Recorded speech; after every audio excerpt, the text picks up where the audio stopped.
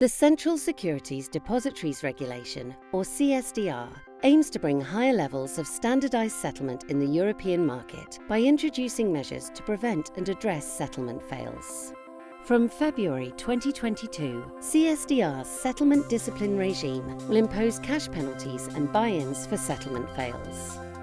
CSDR will impact all types of firms that trade in the EU, regardless of where they are located. DTCC offers a range of services to enable you to meet CSDR's settlement discipline regime measures. GMEI. Register and renew your legal entity identifiers, LEIs, to effectively manage your LEI data and identify counterparties. Alert. Utilize a central database to enrich your trades with the most accurate account and standing settlement instructions, or SSIs, and lock in your preferred place of settlement on trade date. Margin Transit Utility. Automate and streamline the margin call settlement process with collateral SSI enrichment from Alert. CTM. Achieve straight-through processing by agreeing to the economics and SSIs on trade date, allowing you to resolve any trade confirmation exceptions in a timely fashion. DTCC Exception Manager. Publish, manage and communicate on exceptions throughout the trade lifecycle to quickly resolve trade fails and reduce delays in settlement. Don't wait. Get in touch today to learn how DTCC can help you to prepare for CSDR. dtcc.com/CSDR. DTCC. Securing today, shaping tomorrow. Welcome back to our third panel of the afternoon, or the morning for you in the US, or midnight for you far in the East. We've had a very vibrant panel on the collateral tomorrow. We've had a very insightful presentation of the repo market.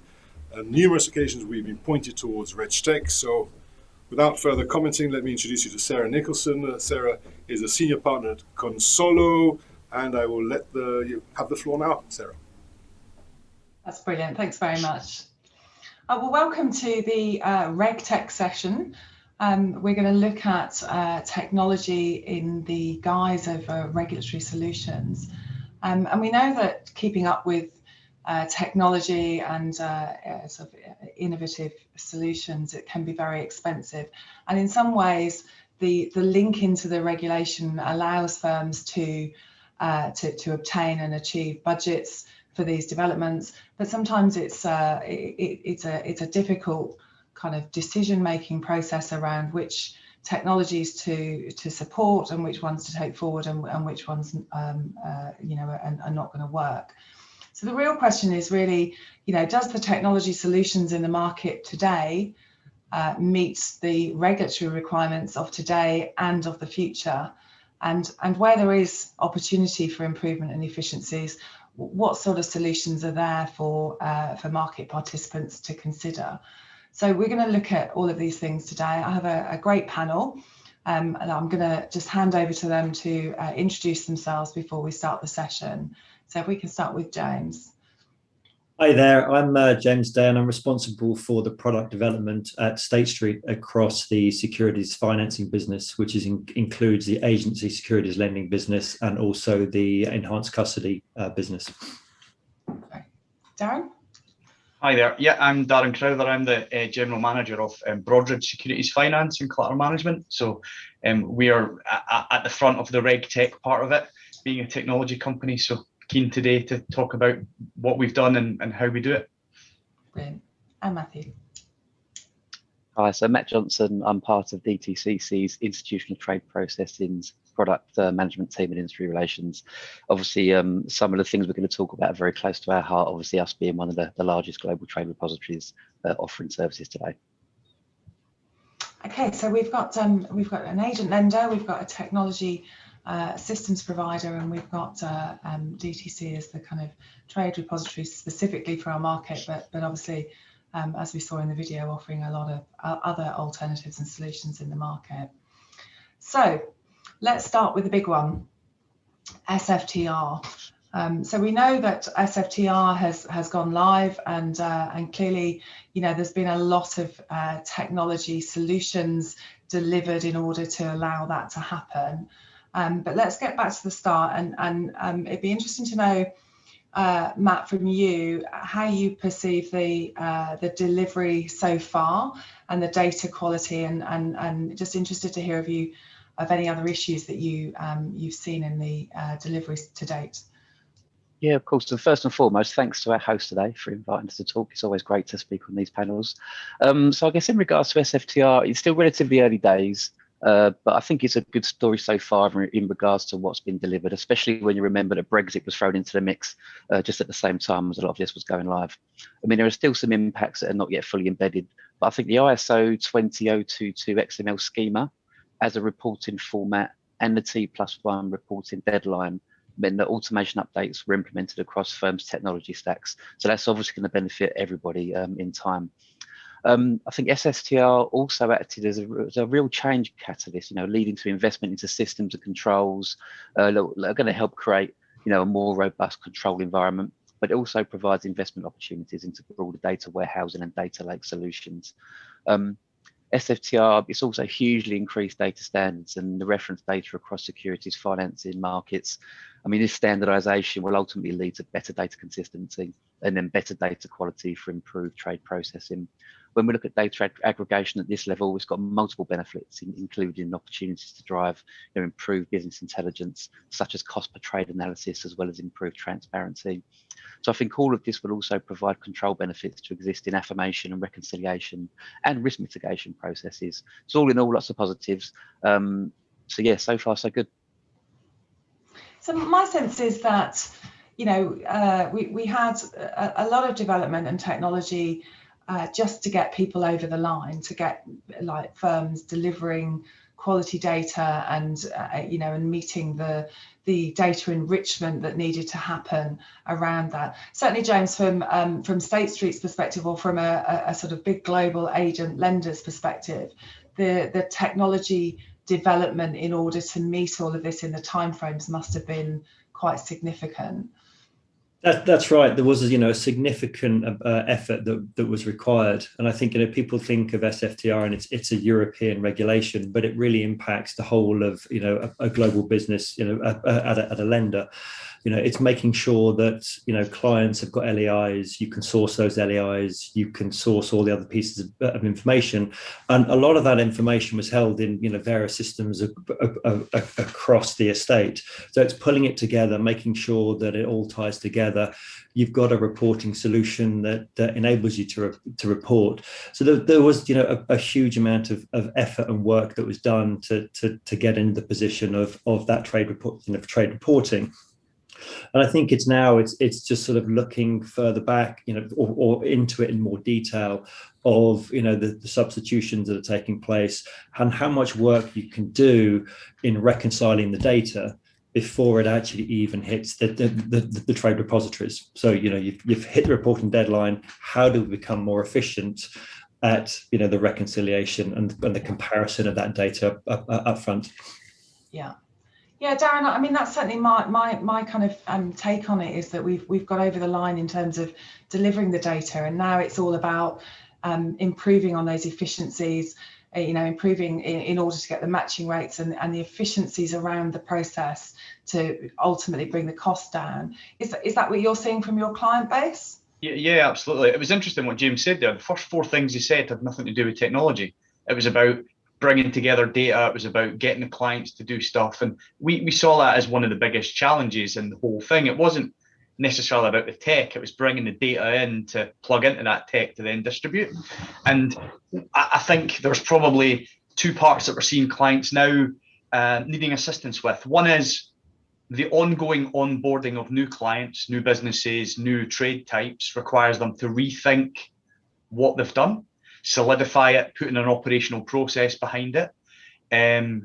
That's definitely something that then drives technology change. So how do we improve that onboarding experience? Perhaps they're looking to now book evergreen trades that they didn't book when they originally put the solution in place. So what does that mean to them? As they move into different product types or transaction types, there's changes coming there. And then one thing that we are seeing as well is there was such a rush to get live. The technical term is refactoring. So people are now looking back at the solution and saying, right, what have we done, and is it really fit for purpose for growth? Is it really what we want from a technology perspective? Is that the best way of doing it? There was I think you mentioned it, Sarah, around real-time data, or Matt did. Like, a lot of the systems are not quite real-time, so it's like, what can you do to actually improve that and leverage that? Because that's the benefit, is once you've got your system being able to publish data like SFTR type data on a real-time basis, all the other interfaces can take the benefit from that as well. And that's a game changer, really, that if you've got one solid ability to publish data, good quality, on a real-time basis, you get the benefit in all the other systems as well. So that's what we're seeing as that secondary phase. Is I spent a lot of money building an SFTR real-time solution. How do I turn all the other legacy things to use the same data set? And that's definitely something we're seeing from clients. So that's additional development rather than kind of throwing away the original development, but that's kind of expanding out from expanding on it, yeah, solution. Building on top of it, reusing what you've done, making it more efficient. And it gives you the ability to then connect to different places. So, whether it's the CSDR regulations that are coming up, whether it's other regulatory reporting that you perhaps did manually or ad hocly, you can now use that same type of data stream to publish to the different places. So that's where you get the benefit from that investment. Yeah, and I think just to add to that slightly as well, when you look at reporting from two kind of frames, you've got the pre-reporting piece that the guys have spoken about. How do you get data normalization? How do you get better enrichment? How can you customize your current engines to make sure they fit for purpose? But then you've also got the post-reporting piece as well, like reconciliations, and then more importantly, what data insights can we get from what's already been reported, and what can we understand from that as well? And I think the what we've done with SFTR is we've made, because of the standards, all the trades look the same, if that makes sense. So how I book a repo is how James would book a repo. But behind the scenes, there's probably still quite different. So you have these data manipulation layers in between. And it's about moving back a step and saying, right, okay, can we change the actual booking structure to be according to the correct standard as well? So there's definitely some changes there that'll have to be done to make things simpler going forward. Yeah, it's that classic. Everyone's doing the same thing, but they've all got their own kind of bespoke way of doing it. Yeah. And I think the other thing is that to look at is through your front end system, you're inputting these trades. You've got your trade count. How many are actually making it out the other end and being reported correctly? And so particularly when agents are doing delegated reporting for clients, it's just to making sure that what goes in and should be reported is actually being reported, and having that complete reconciliation check. So you've got 100% surety that what you're doing is correct. Yeah, it's interesting what you're saying about kind of standardizing the data and normalizing the data. And as you said, Darren, kind of two people or two firms running the same trade but looking quite different. Do you think that the kind of SFTR, is it, when we were developing it, there was a lot of discussion around the process and the sort of standardization of the process. James, are you seeing that coming through? Is your operational process changing because of SFTR? Very, very much so. And you saw that the way trades were treated previously, be it a rate change, a dividend change, a rebook, people treated it differently because there was no standardization. And when you looked at the data that came out, it's trying to make head nor tail of what's actually happened with the original transaction. Is it being cancelled? Is it a new one? Is it an amendment? And so it's just, through the whole of the operational process flow is sort of standardization of this is how you now start to treat different events, life cycle events on a trade, so that it's picked up and reported correctly. Yeah. And James, on that front, James, do you think it's helped the front office adopt better behaviour in regards to getting the transactions booked correctly first time and every time? I think there is a little bit. I mean, a lot of the flow, more of the flow is coming through the electronic channels. But I think it has focused people's minds is that there is a timestamp. It is required. It has made people much more aware of making sure the systems are updated correctly and in a timely manner. I mean, I think what you said there, like where the trades are booked electronically or even manually on the front office side, that's typically where we're not seeing the problems or breaks. It's when users touch stuff. You know, it's quite simple. Yeah, they do something. They say, "Oh yeah, I meant to book that to a different fund. I'll cancel it and I'll rebook it," and then they don't copy across the unique trade identifier. So then you've got breaks. It's when users are touching stuff, and I think that's the control processes that initially you have to very much sit on manually and make sure they're following a script. But over time, the technology has to kind of do that for them and say, right, okay, I can see you're doing a cancel and a rebook, therefore we need to automatically copy across these references or link these trades together, that type of stuff. So I think that'll come in time as the bad behaviors sort of flow into an operational process. Yeah. But it's also, you know, the fact of, you know, booking a return. You know, you get instructed to book a return. Which lot do you book it from? And then, you know, in the back end of the allocation, particularly through an ALD, where trades are allocated to underlying clients, substitutions of those clients, is the return booked against the right return? Is it matching? Is it the right clients? So there's a lot of scope for things to get out of sync. Yeah, absolutely. And certainly the numbers. I mean, we've at Consolo, we've been doing some analysis of the numbers in terms of trades reported and mismatches and what have you in the data. And certainly the two areas that we see as issues is exactly that. It's not in the initial trade. It's in the terminations or the adjustments or amendments to those trades. And often it is something like the UTI missing from the amendment to the trade, if you like, which seems counterintuitive, because you think, well, the whole purpose of a UTI is it follows the trade from start to finish.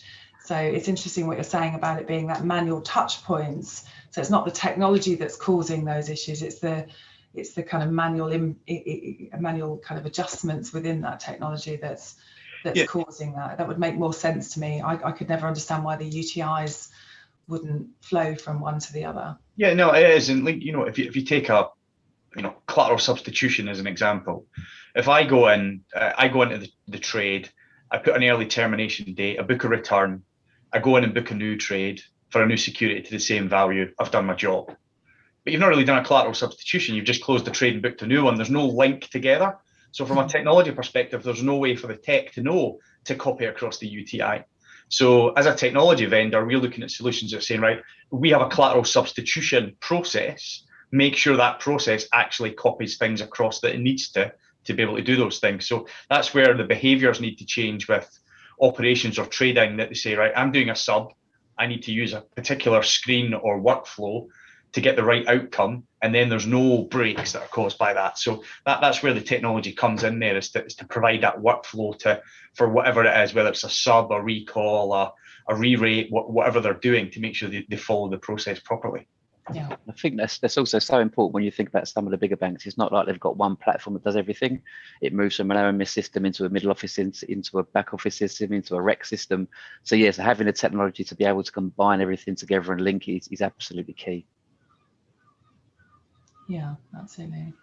So the one thing that SFTR, it's like when when the dust settles and some of these issues are eradicated, one of the things that it leaves us with is a huge amount of data within a firm. So, you know, we've never had that level of consolidated, enriched data around our industry or around our specific business units. So then the obvious next question is how can technology help us utilize that data and use it for sort of to improve business value, rather than just, you know, spend all of this money on technology and developing solutions around this just to meet a regulation.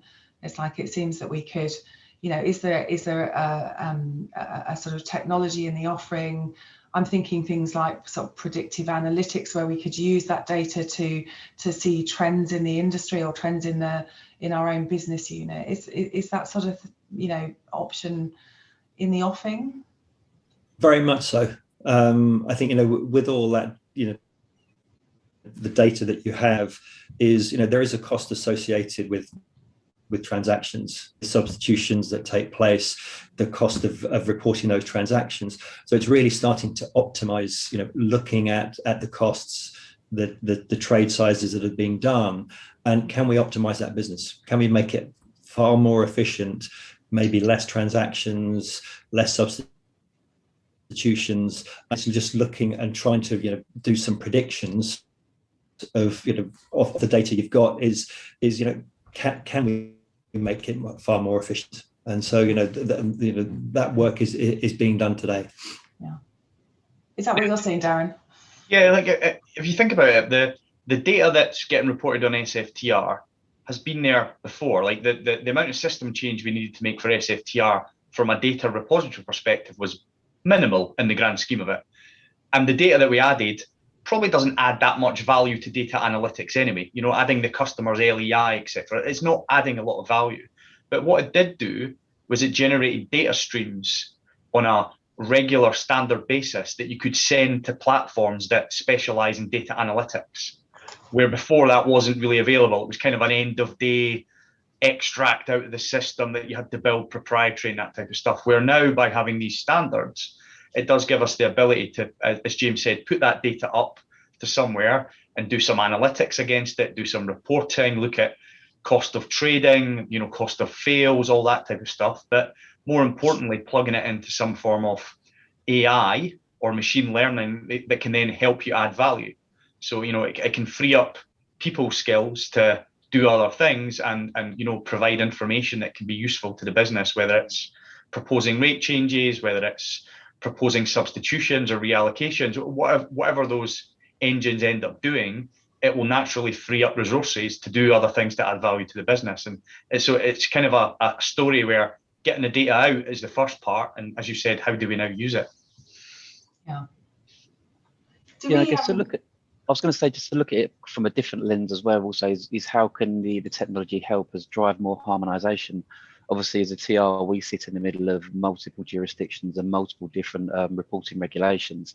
And obviously, there's certain critical data elements that are transposed or have got different terminology across some of the jurisdictions as well. So hopefully the technology will help us, find what some of these, where the harmonization can be strived, and then we can hopefully achieve more harmonization across all trade reporting globally. And hopefully the regulators in different jurisdictions will see that as key as well. And do you think being able to kind of mine that data and utilize it to identify those trends and issues, do you think that will help with other regulations, such as, I'm thinking about CSDR specifically, and the markets kind of obviously, there's a number of concerns about the settlement fines and buy-in regulations that are coming in next year now. And whether we can utilize, how can we utilize that data to minimize that impact? I think if we think about CSDR specifically, so what could you use the data for? And there was discussion around, I think in the previous panel, they briefly mentioned about Google being part of some data analytics predictions for fails, etc. That's all good and well, but certainly you can tell from the front end system where most of the SFTR data is coming from if a trade's failed, but you can't necessarily tell why. So in order for us to truly get the value out of into CSDR for data, there's some other data sources that need to be tapped into as well, which is mostly the custody systems or settlement platforms saying, why has it failed? Why did it not match? So unless that flow is coming back into the same place as the SFTR data, you need that to really get the true analytics. So it kind of moves down a bit and it goes into the post-trade world. That's where you get real value in CSDR, because they have all the trades and they have all the failure reasons. So you can really get the value there, where securities finance specific systems probably aren't the best place to hold all that data. They might store some of it, but not necessarily all of it. But it's definitely a post-trade world where you'd be looking for analytics and predicted fail type tools being built into them. Yeah, I couldn't agree more. I think the consolidation and the collaboration is absolutely needed. Like Darren mentioned, the custodians and the CSD sit on a hell of a lot of data, especially when it comes to settlement performance and why things went wrong or why things went correctly. And unfortunately, in Europe, it's very fragmented. I mean, not everybody reports their performance levels in the same way. Like some people will report an exception in a different way. But I think it's having that key collaboration to understand how can we consolidate that data into one platform. And for me, I think it's more, the view should more be on the exceptions. You know, why am I receiving exceptions? What is the driver for these exceptions? Is it a booking problem? Is it an outbound messaging type problem? Am I not getting relevant status updates from my custody or settlement agency network? And I think that's going to be the real key driver for CSDR, because ultimately, I mean, I wouldn't want to be a custodian in a CSDR environment. Those guys are in the middle of their underlying clients, but also the CSDs. So the custodians are going to be on the hook for a certain amount of things, and then they then need to make a decision as to, well, do I pass some of these costs on? Do I have to swallow some of these costs? But more importantly, what we're now seeing some of the larger global custodians do is starting to analyze their client base, and the custodian's client base tends to be the buy side, because obviously brokers leverage a settlement agency network too, but they tend to be participants to the CSD directly. So we're now seeing some of the custodians looking at their client sectors and maybe bucketing those into like the large blue chip IMs, the mid-tier firms, or maybe some of the more smaller boutiques. And some of the things we're finding is obviously volume creates more fails. That's just the way it works in securities markets, unfortunately. But some of these smaller firms that argue, well, I've only got a couple of fails per month, so it's not really a big problem for me. Even if I'm at fault for that foul, I've got 10, 15 fouls to deal with. But when you look at the amount of time it actually takes them to solve that foul, because they don't have a good view of what the exception actually is, they're more likely to be in that buy-in bracket. And obviously the buy-ins, as we know, are going to cause quite a lot of challenges to firms as it goes, if and when it goes live on February 1st, 2022. James, from a lender's perspective, sort of coming from that background myself, it's always been drummed into us that the ability to settle and the confidence in your settlement is a key factor in maintaining and growing business with the borrowing community. Do you see this as, if we have this data and we can measure it in this way, and as Darren says, there's a kind of few steps to go in terms of linking it in to the custody and the information flows, but I was always mindful that it's like you could settle 100 and you fail one the day before the review meeting, and everyone tells you that you fail everything. And do you think this is going to become a much more objective process? Do you think? I see the value is consuming this data as an agent lender. It is looking at what is likely to fail. And are consuming that within the pricing algos, and are we extracting the value of those assets when we lend them? Here is an asset that is typical for failing. It's been failing in the marketplace. Are we getting the right value for it? And then also consuming, with that data is there something that we do, as you say, to prevent fails by proactively recalling, because the signals in the data are saying that this is going to come into a fail. Are we proactive? So I think it should be very beneficial to the business, for pricing and also for easing that settlement process. And it's easy to see the sort of, it's easy to see because I don't understand the technology behind it, but it's easy to see how, if we can mine the data in that way, then it's an obvious next step to move to that machine learning or, artificial intelligence to start really kind of giving us those signals and those trends. It's like, how far away do you think that is, Darren? It's probably, honestly, it's 5 years ago. It's more applying what's been done before than having to invent something new when it comes to AI or machine learning, to be honest.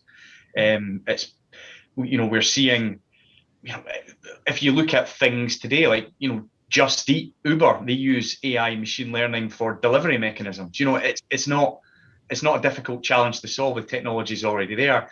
It's actually, how do you integrate it into your platforms? That's the challenge.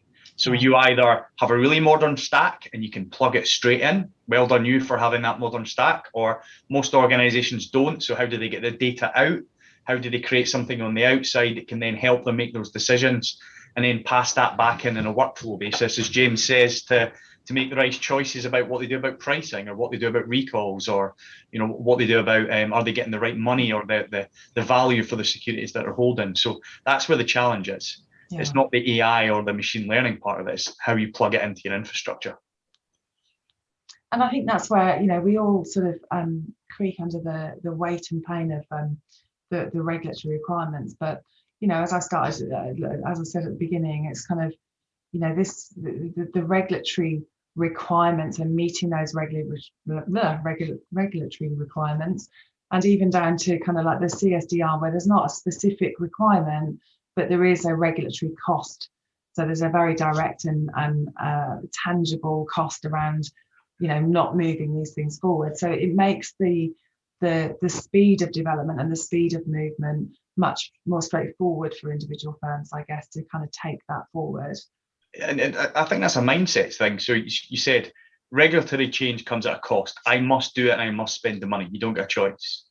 You've got change that causes cost because of regulation, CSDR. And then James's example, I can save money, but I need to do something. But it's the easiest one to say, I'll do it later. It's fine. I can't really quantify what it's going to do, so I'm not going to spend the money.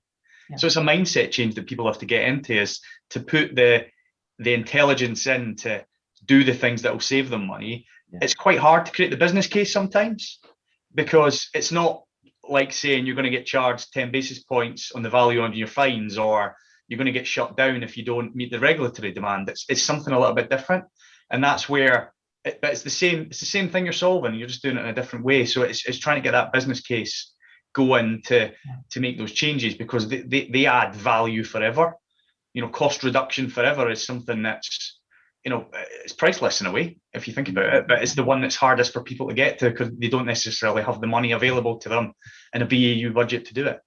Yeah, and I think the reality is that over the last sort of 5 years, firms have been fighting the fires of regulation, not just in securities finance, but across the financial markets, which has just meant, the securities finance business within a bigger firm has not been able to really get that investment, unless there's a regulatory kind of push behind it. So hopefully in the next few years, as the regulation settles down, and I'm not saying there won't be any regulation, but clearly the bulk of the regulatory kind of burden is now known, if not completely compliant with.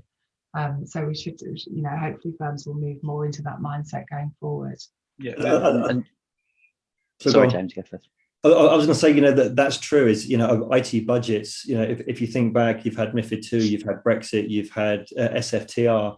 So a lot of the IT budgets have been sunk into meeting the regulation, and so you sort of look out on the horizon and you can see a slightly less burdensome regulatory outlook. And so it gives businesses the time to start to think of, right, how do we start to optimize? How do we get more efficient? It's always generating revenue. How do you generate more revenue? Well, one is making more revenue, and the second one is reducing the cost that you've got today. So optimization really is a factor of that increased revenue. Yeah, and I was just going to add something to Darren's point as well. I completely agree. But I think behaviour is still the biggest barrier. We always hear about barriers to entry are too high, they're too expensive, the technology isn't right. But I don't think you can really blame those things anymore. I mean, cost per trade is coming down. Technology is on the up. It's much more efficient. The automation platforms have been there for a long while, but people just don't utilize them in the right way because they've never done it. And so what we do think, or what I do feel will happen, especially with something like the CSDR, it's going to make people think about automation more. I mean, we've always said that prevention is the best cure. If you can have a really nice, clean, robust post-trade service, you're enriching SSIs, you're matching on as many data fields as you can, you're agreeing as quickly as possible, instructing as quickly as possible. That's the way forward. And that comes with automation. And like I've said before, I don't think the barriers are really there anymore. Or if people do see the barriers, it tends to be their own firm's behaviour. I think, Sarah, you go back to that point about failures, and being judged on you fail. It's across the industry, people are being asked to do more with less. It's just the industry that we're in. And so, from a business perspective, the more efficient you make it, the more that you have matching rates, the easier it is for the borrowers to come to you, because they know that you've got the supply. You're not going to cause me problems with reconciliation, with reporting for SFTR. I'm going to keep coming to you. So I think from a client perspective, it enables them to continue to generate revenue. Yeah, exactly. If you can use that data to your benefit, you can prove how good you are. Yeah. And that's something we hear a lot, because obviously most of the conversations we have are with heads of operations and so on, or heads of regions. But there's a real appetite from the front office now. They're coming to the middle office saying, who should I trade with? We've got a very important basket to put on. Who's got great matching rates? Who's always there to deliver? Who always gets our trade settled on time? And I think that's going to be so important going forward in order to bring those costs down. And to James's point, those firms that can do it well are going to be the ultimate winners. Yeah. And it's interesting what you're saying about behaviours, because it's always, the story you always hear is that sort of standardisation in securities finance is nigh on impossible, because we all take different types of collateral and we all trade in different ways. And I think if nothing else, SFTR has shown how actually, when you pare it all back, it's a very standardised kind of product, or very standardised transaction anyway. So it makes all of those things much more possible. I just want to move on and talk a little bit about, or ask you a little bit more about the Shareholder Rights Directive, because we're talking about this big data and the data kind of being utilised to show us those trends in the market. James, from your perspective, are you seeing increased demands from your clients around shareholder rights? Is that something that you're... It's really come from the issuers. That's where we're seeing is that the biggest demand or the biggest request is from the issuers. Asking the questions of who's holding my securities, and so of course that sort of comes through, particularly on the collateral side, is making sure that the timeliness that you have to respond, the strict deadlines on the response that you need to do, and so it's just making sure that through the estate is it's receiving the request in through custody. It's then processing it within securities finance, moving it across to understanding exactly from a collateral perspective of who's got the collateral, and sending that information back. So it's on the onset of the regulation, we saw a much larger increase in requests than we expected to see. And I guess the issues around kind of good governance and voting, and being able to, as you say, know where your securities are and know, whether you can vote them or make those decisions early. The data can inform that process, can't we? Because it's always, I think with all of these kind of voting and corporate events, it all works really well until it doesn't, and it seems that when it goes wrong, it goes horrendously wrong. It's like, yeah. and that's always the story that everybody sticks with. When I do my training courses, we talk about empty voting and kind of the concerns that come up in the market over empty voting, and the examples I can provide of where that happened go back to the 80s and 90s. It's kind of, but again, it's being tangible about that, I suppose, with clients to give them that confidence that you can access your securities, know where they are, manage that process within those tight time frames, and be confident to get the stock back. Yeah, and recalling for voting is not a new thing. It's agents of process recalls.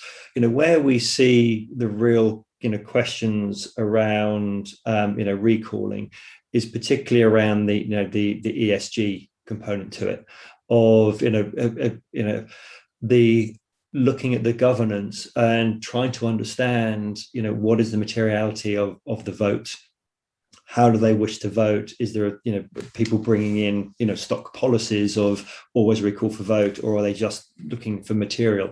So it's finding that data that gives them that information to make the decision of now it's time to vote. I want to recall those securities. I'm just working with the clients to set up that process of when we recall, before the record date or the proxy voting date, to be able to get those securities back for them. Yeah. So again, Darren, are you seeing this demand from your clients in terms of that information flow and that process flow? A little bit. Not that there's a lot of discussion. There's probably, I would say, a lot of discussion, not a lot of action just now specifically around ESG. As James says, recalling securities for voting isn't new in any way. I guess it's about the data. So what additional data points need to be gathered to help something predict specifically around ESG? So, if you look at, I'm using my mouth before my brain here, so I do apologise. If you look at something like what Credit Benchmark have done around credit ratings for organisations, turn that same principle into ESG ratings for organisations. What type of rating would a company like Broadridge get? How are they around energy consumption? All of those things will factor how investment companies invest in securities, which will also then kind of factor how interested they are in ESG. So I think there's things to play out first around how you identify the triggers for ESG specifically to then help with those decisions.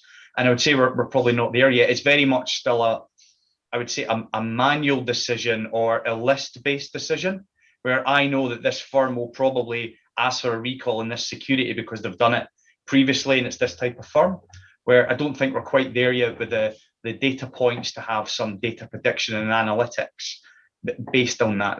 Does that make sense? Yeah, and I think the other thing with it is it's one area that it's not firm by firm. It doesn't make sense for that to happen firm by firm. That it has to be an industry approach, surely. So then we have to ask kind of like, where is all of that data?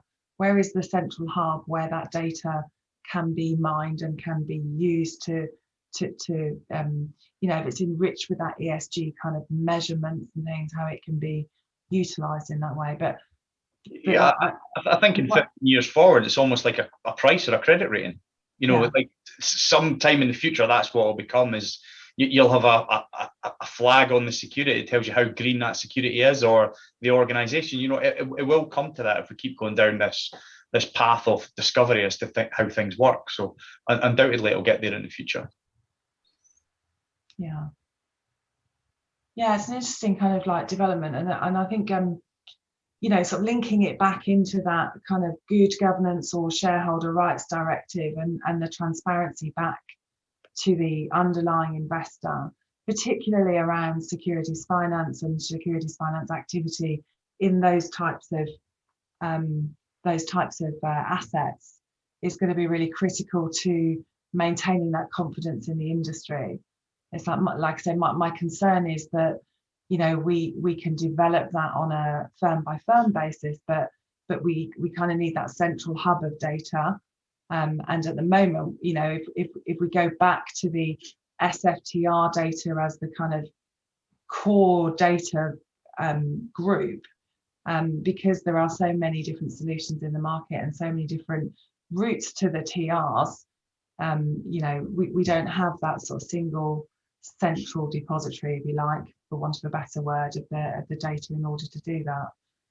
Is that something that you can see changing, or a development in the market?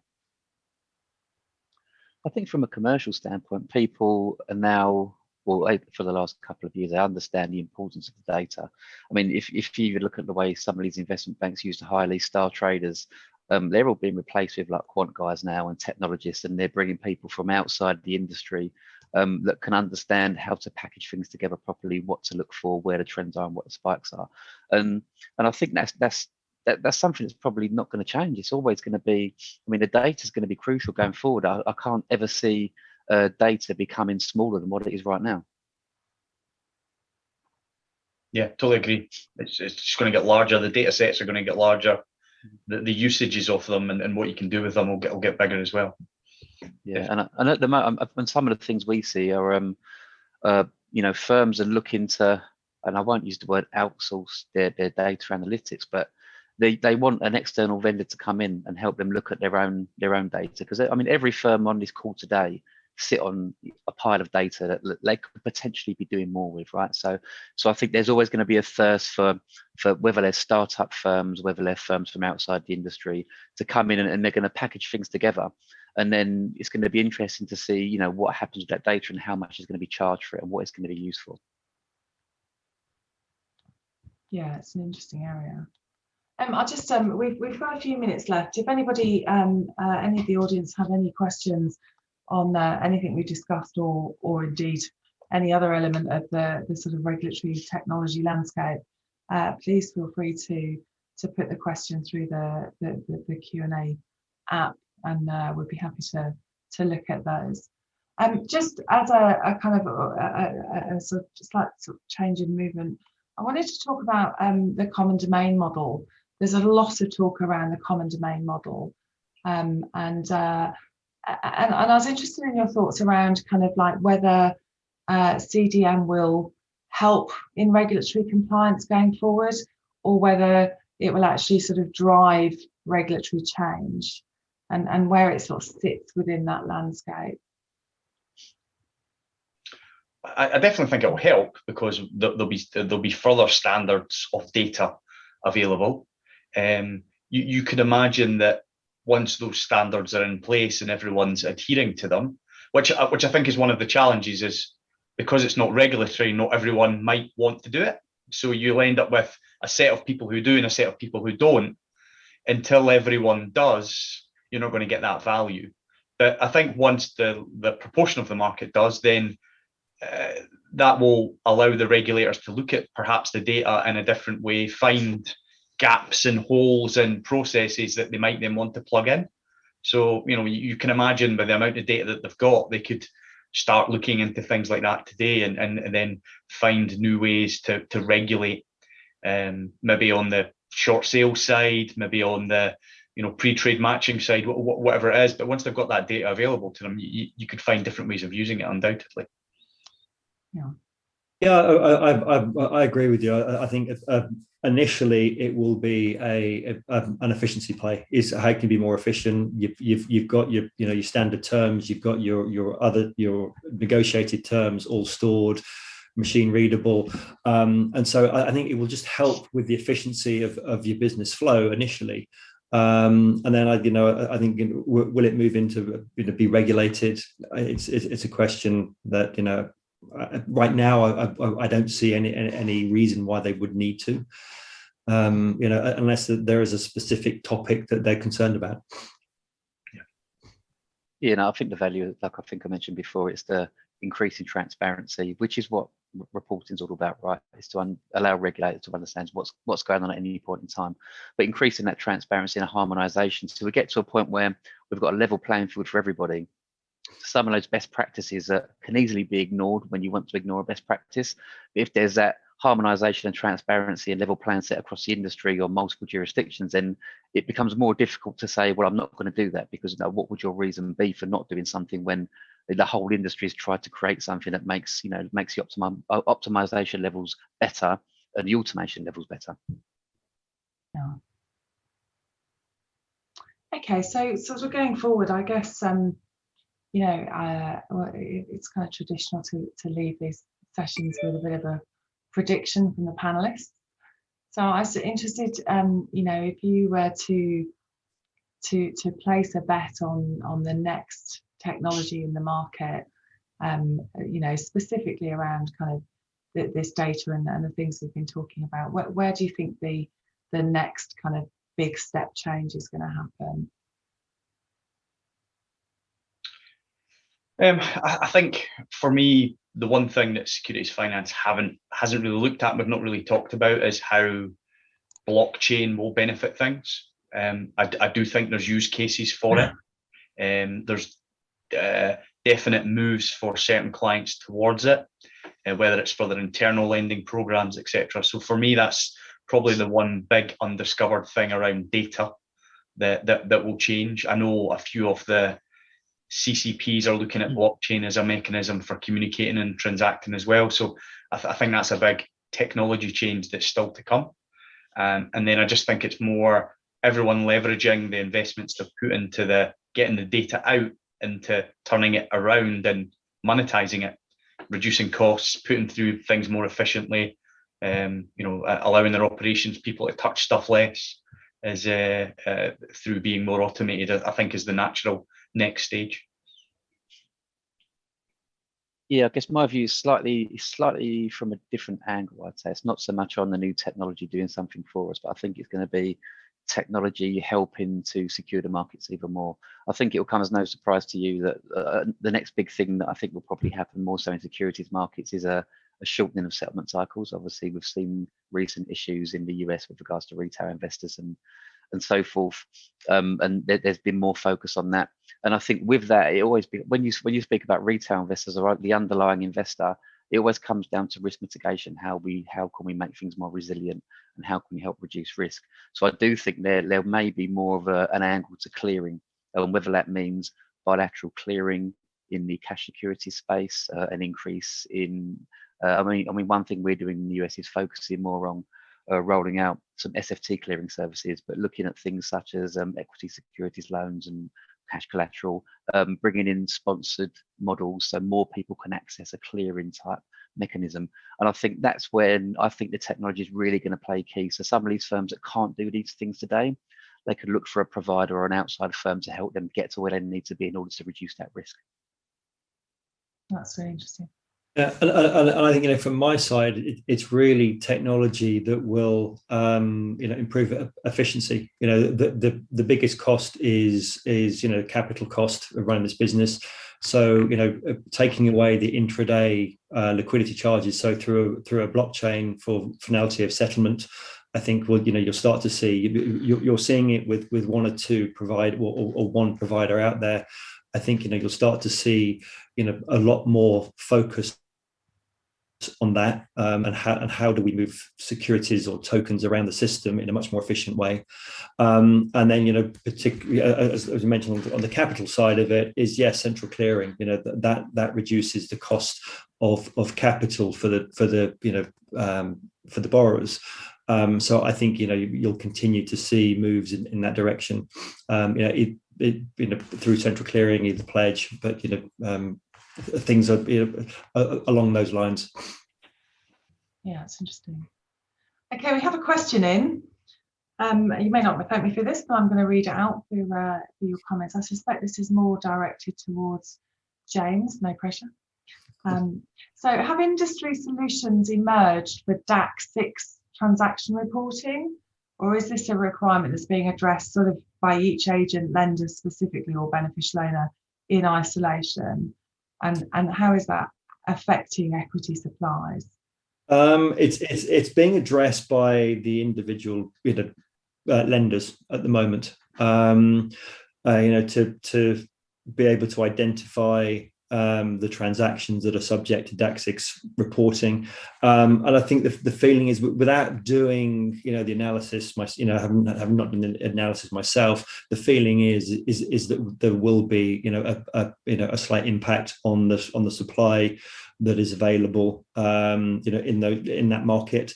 But the fact that where the market is relatively oversupplied, there's plenty of GC. I don't expect it to have a material impact on supply across the market.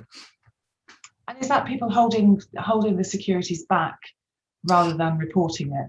Correct. They don't want to be seen to make the report, so they'd rather not lend than have to make the report. Darren, are you seeing any client demands around the DAX 6 reporting requirements? Not specifically, no. I've not seen anything come my way. It doesn't mean it's not happened. Quite often people keep me away from things nowadays, but it's not something I've seen specifically. Okay, that's interesting. There's one thing, Sarah, to prove that we're live, my LinkedIn feed's gone mad with one of the comments that I made. I do apologise if I've offended people by saying when users touch stuff. What I specifically meant was one user, and he knows who exactly he is because he was the person who commented. So, but just to prove it, I didn't mean all users. Some users are perfect, but this one in particular would be the cause. So it's fine. Obviously. So, so just to finish off, Matt, from a trade repositories perspective, if you could if you could ask the industry to do one thing around the data, what would it be in terms of improving your kind of inputs? It's probably not just one thing. I think, like we've mentioned before, it's understanding what the firms can output versus what they can't. I think it's really important to understand like potentially what you can't output or what you do have a problem with, things such as like a UTI generation, because there's models out there, there's services out there that can help people do that. And I think what I'd like to see firms embrace more is not trying to solve all their problems in-house. You know, there's lots of firms out there, lots of industries, lots of vendors that can help with these solutions, and you know they're very easy to work with, can very easily implement. They've got great teams to talk to. So I think it's understanding where your own problems and gaps lie, and finding out what those are first of all, and then understanding, right, what's out there for me to plug and play. So Darren, that's down to you to resolve from a systems perspective. Yeah, I love the word plug and play. It really is that simple. Yeah, like it's. I think with all of this stuff, there's probably two challenges. One is, where's the data coming from, and is it clean? Does it need manipulated? Does it need fixed? And then, how easy is it to access in a timely manner? And those challenges have always been there, and you know, most organizations carry, honestly, 60% of legacy platforms behind them, which are hard to get data out of. But what we're seeing is, like, firms are making a real investment in trying to put some real-time aspects into those platforms, and getting the data out is now much easier. And you know, I think once we've got the data out in a way that we can use, and you know, I really like the common domain model approach because it's standard. You know, or I like the SFTR ISO approach because it's standard. It's something that you can then do something with on a consistent basis. And I think that's the key. If we can get data out on a consistent basis, we can offer many services that then become plug and play, because you've got that consistent interface between two parties. And you know, you look at some of the things in the securities lending space where they're crying out for consistency, sharing of availability. It's cried out of it for years. I don't know how many firms have got different formats, whether it's an Equalend format, they deliver it themselves, all this stuff. It's like there are certain recalls, again, crying out for standardization. So putting that standardization in front of things makes it plug and play, makes it easier. Yeah, and I guess some things are much easier sell for standardization, aren't they? So things like availability, there's no, you know, commercial benefit or economic benefit for being different. It's like, actually, it's kind of like a herd mentality, isn't it? It's like, as soon as you get some level of standardization, then it's the folks that are outside of that standardization that begin to kind of feel the pressure to move towards it, rather than, you know, in some areas it's, you know, and again, I always sort of go back to that thought process around, you know, or you can't standardize securities lending because I'm different, the way I do it is different, I'm special, kind of thing. And you know, and whilst there's undoubtedly firms are uniquely innovative in the way that they do business and approach kind of opportunities and market sort of innovation in different ways, it's like when you pare it back, the core is standard, and there's a number of areas around that which are not commercially sensitive. They're not, you know, there's no economic benefit to being different. So it's kind of like moving towards that standardization, and you know, CDM is definitely, you know, an enormous push towards that. If we can standardize the stuff that is non-commercial, then it gives us more space for the stuff that is commercial, where we can differentiate ourselves as different companies. Is that fair, James? Is that how you would look at it? I think that is fair. You know, standardization, you know, drives efficiency, but it's also balancing that up with the fact that, you know, right now, if we take the example of availability, you know, availability is, it's not broken. Could it be more efficient? Yes, but you know, availability is going out. And it just comes down to, you know, it is getting back to that herd mentality. If the rest of the market is moving in that direction, it drives people there to it. So right now, you're not seeing that push to standardize that sector of the marketplace. So focus will be on revenue generation. How do I take the inefficiencies and drive more revenue, and what are those processes that we can improve through technology and data. So it feels like every year we